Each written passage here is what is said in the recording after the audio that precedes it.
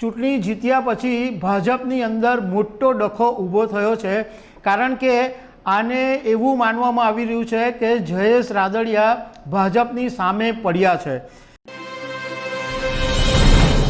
નમસ્કાર દર્શક મિત્રો, ગુજરાતમાં 7 મે 2024ના દિવસે લોકસભાની ચૂંટણી તો પતી ગઈ, પરંતુ એના બીજા દિવસે રાજકોટમાં જે ઇફકોની ચૂંટણી થઈ એની અંદર ભાજપના નેતા જયેશ રાદડિયા ડિરેક્ટર તરીકે ચૂંટાયા।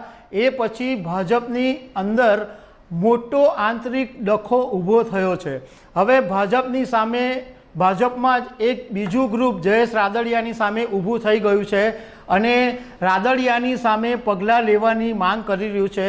તો આજે પાછી જયેશ રાદડિયાએ પ્રેસ કોન્ફરન્સ પણ કરી છે।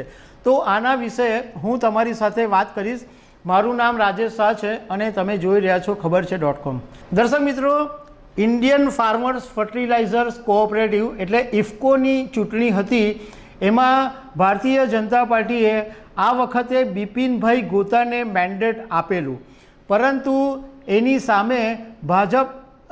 સામે જયેશ રાદડિયા ચૂંટણીમાં ઊભા રહ્યા હતા અને જીતી ગયા હતા। આ ચૂંટણી જીત્યા પછી ભાજપની અંદર મોટો ડખો ઊભો થયો છે, કારણ કે આને એવું માનવામાં આવી રહ્યું છે કે જયેશ રાદડિયા ભાજપની સામે પડ્યા છે।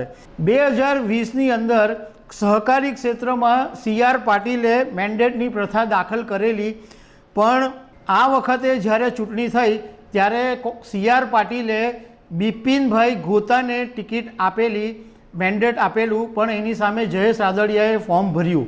હવે ભાજપનું બીજું જૂથ જે છે એ મેદાનમાં આવી ગયું છે અને જયેશ રાદડિયાની સામે પક્ષ વિરોધી આચરણ કરવા બદલ પગલાં લેવાની માંગ કરી રહ્યું છે।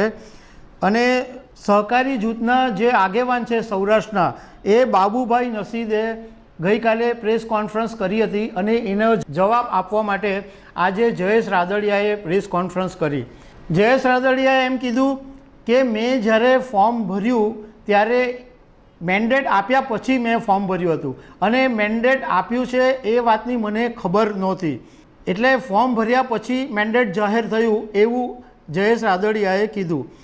સાથે સાથે એમણે એમ કીધું કે મારી સામે જે લોકો સવાલ ઉઠાવી રહ્યા છે એ પહેલાં પોતાનો ભૂતકાળ તપાસી લે।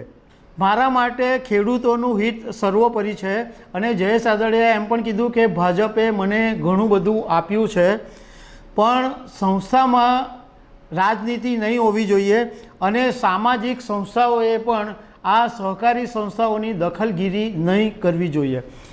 મતલબ કે જયેશ રાદડિયાનો ઇસ્યુ હવે પ્રતિષ્ઠાનો ઇસ્યુ બની ગયો છે અને એવું લાગી રહ્યું છે કે ભાજપના બે ગ્રુપો હવે સામે આવી ગયા છે અને એના માઠા પરિણામો આગામી દિવસોમાં જોવા મળી શકે છે। તો દર્શક મિત્રો, આવી અનેક વાતો સાથે અમે તમને મળતા રહીશું। Thank you very much.